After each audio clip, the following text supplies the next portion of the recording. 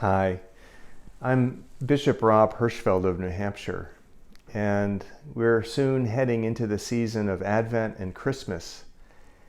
And Advent and Christmas, Christmas especially, means so much to us, doesn't it? There's no one word that can hold all of the different ways that we think about Christmas. And so I found this book that I've read for years to myself. It's called The Donkey's Dream. And I want to share it with you because it shows us how full, how many meanings, how many ways we can think and celebrate the coming of our Savior Jesus in his birth on Christmas morning.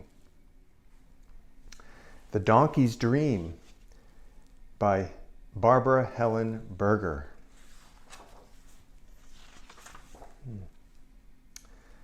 Once there was a gray donkey. He was walking along as usual with a load on his back.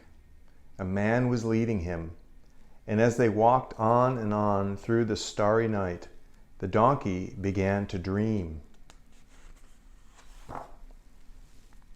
He dreamed he was carrying a city with gates and towers and temple domes.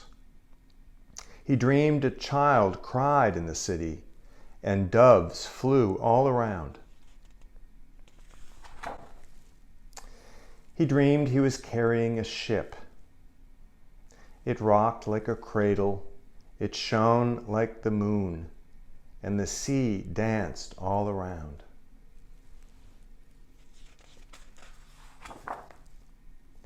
He dreamed he was carrying a fountain. Its waters splashed and sang like a child's laughter. And a garden sprang from the desert sand all around.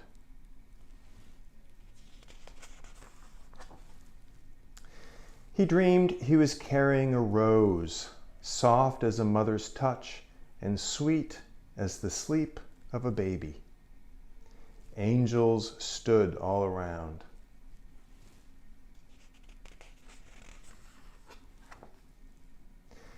Then he dreamed he was carrying a lady full of heaven. They had come to a town, but only the village dogs ran to greet them.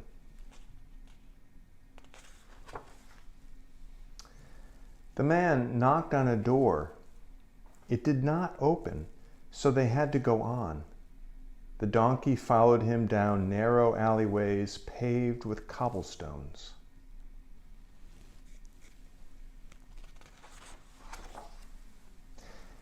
They came to a place that smelled of hay, with a watering trough and a cave for a stable.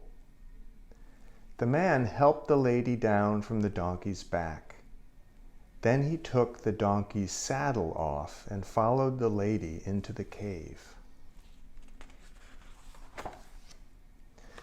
But the donkey was left alone outside.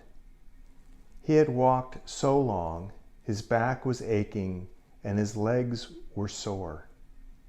One star high above him shone in the watering trough below. The tired donkey drank.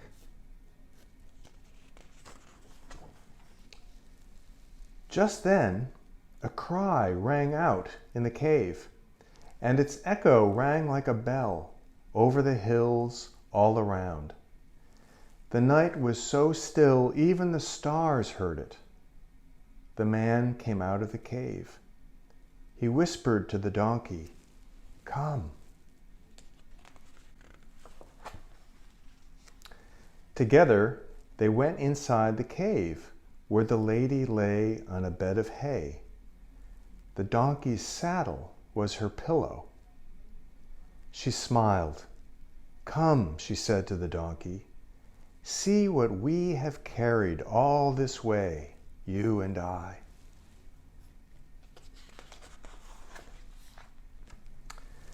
It was only a tiny child, yet when the baby opened his eyes, the cave was full of light. The donkey blinked, but he was not dreaming now. He was awake.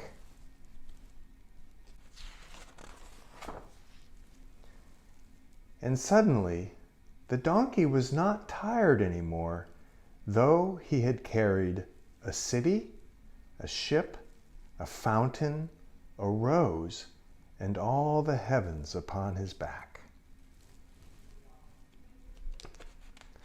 And this is the donkey's dream.